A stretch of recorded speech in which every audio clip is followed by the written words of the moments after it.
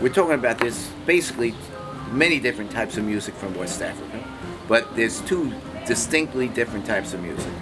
The ones from the arid areas are the ones that have string instruments and wind instruments and use the African pentatonic scale a lot in the melodies and stuff like that. And there's some rhythm, but there's not. The accent is on the accent of that music is on melody and the chord changes that happen there, right?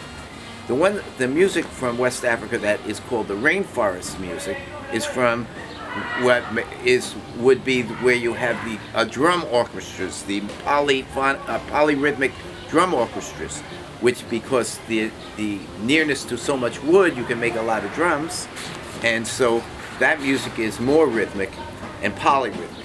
Now, when you consider the fact that in North America the drums were taken away from the slaves, it's just a natural that they leaned on the arid areas for their influence, because where in the Caribbean, in the Afro-Cuban music, where they had drums, that polyrhythmic aspect stayed like it was.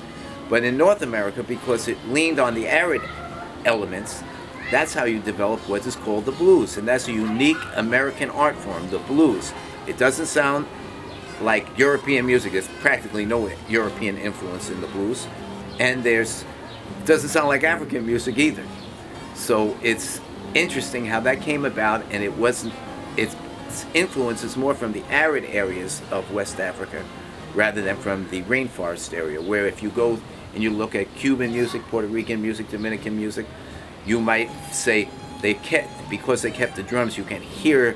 That's where the clave comes from to some degree. It comes from the polyrhythmic nature of the drum orchestras.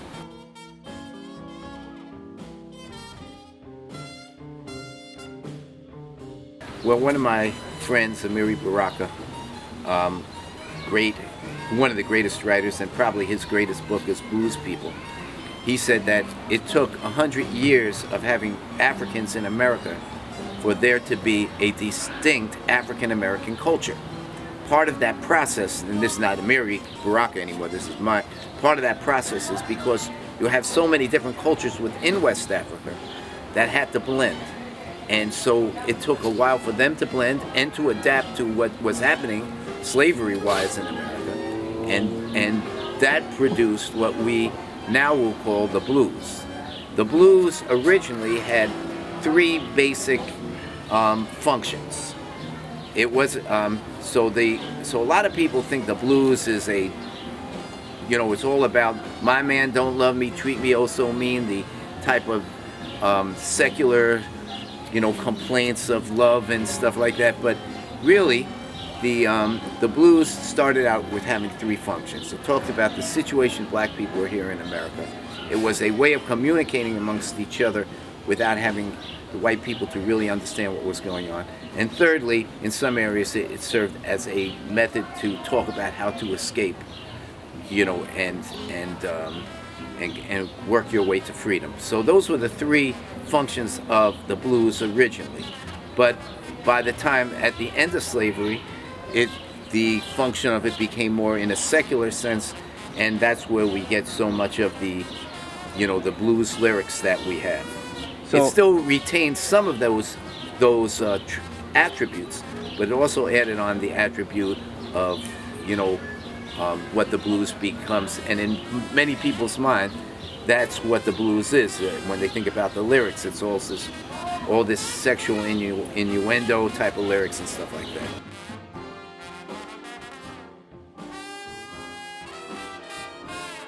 There's two ways of looking to it. I omitted that one of the purposes of the blues was also the spiritual thing. It's the way of talking to God. It's there. It was also, if you listen to somebody like Reverend Gary Davis, he's playing the blues, but the lyrics are about the Bible. So that was another function. Now, what happened with the blues? But if we trace it and we eliminate the lyrics for a minute, and we just trace the musical theoretical spots that are present in the blues, those things remain the same when it transitioned from the one function to another. The musical attributes stayed the same.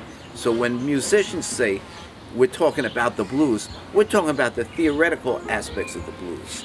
But unfortunately, we don't have a theoretical map that's been planted. So so when you teach jazz in a university, you don't talk about the aspects of the blues and its theoretical content. So what I'm also trying to do in my academic research is set a blues scale, not a blues scale, but a blues chart that will show you all these are the aspects that you can find in the blues. And therefore, you can see those aspects in jazz as well. And you can see those aspects in Zydeco music. And you can see those aspects in rock and roll. And you can see those aspects in hip hop, because the root of the tree of America, and you can see those aspects in country and western. Even though it's considered white music, it's influenced by black music. And the thing about all these things is the root of the tree of all American music is the blues, but it hasn't been thought of theoretically. So we always allude to it in terms of, diet, say put some hot pepper on it, meaning play the blues scale maybe, or something like that. But the bottom line is, as musicians, we recognize some of the theoretical aspects of it. And those theoretical aspects stayed the same, even though the function of the blues in a societal way changed.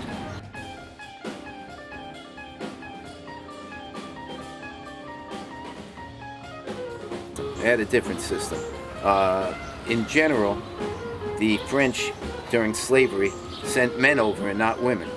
So what happened was, eventually the French men who came over used slaves as their partners, and had families with them. So that's how you get the concept of the Creole community.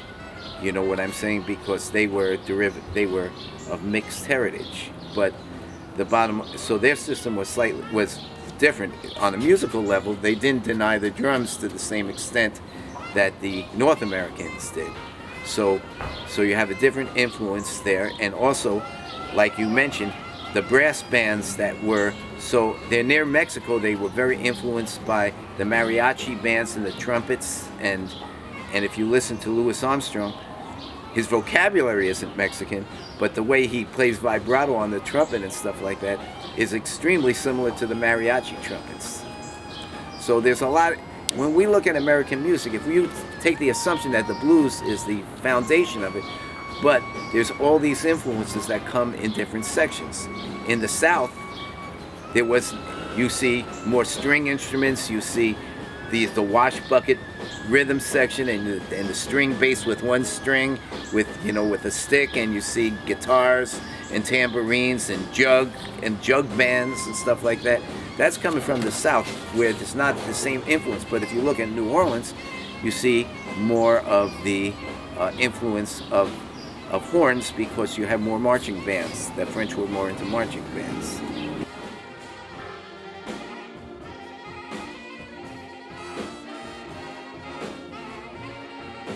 The blues and the rock and roll was the main influence. The rock and roll was mainly influenced by the blues, especially early rock and roll. The interesting thing about country and western, and in a Ken Burns documentary on country music, he alluded to this. He said that there was a lot of blues in it. He didn't go much deeper than that, but in a historical sense, you have white American music and black American music may sound different to us, but they're so similar. If you compare it to European music, they sound extremely similar compared to European music, and they sound very different, very similar compared to African music.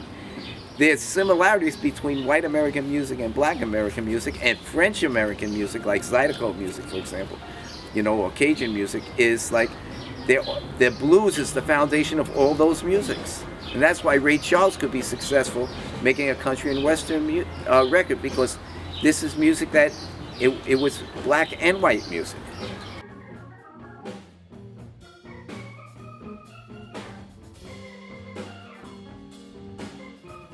I will say this, that during the jazz age, where jazz was popular music, it was one of the most sophisticated popular musics that we've ever had. Now, I don't look at the just a completely as a complete. The influence is there, and the influence is there today, because anytime you listen to like black gospel music and you hear certain chord progressions, they've gotten that straight from jazz. Okay, a lot of that is from jazz. It's just they're using maybe a different melodic system sometimes, but there's always been in American music cross influence between gospel music to jazz and jazz to gospel music, for example. And when rock came in, rock was influenced by blues and jazz, but then what happened was rock had an influence later on jazz, like during the late 60s when you have Miles and Weather Report and stuff like that playing sort of in the rock and roll vein. So there's always, even if you look at African music is one of the foundations of American music, but it's been influenced, modern African music has been influenced by African American music. So, music is funny because, it just, if musicians hear something and they want to use it, they use it. They don't necessarily have to go through a heavy research, of where all the influences are right away. It helps later on, but right away, so if you listen to like the music at that Ethiopian restaurant that we went to, that's East African music influenced by American music. It's like got a pop vein thing, but there's enough African elements to it. But it's very interesting how it happened.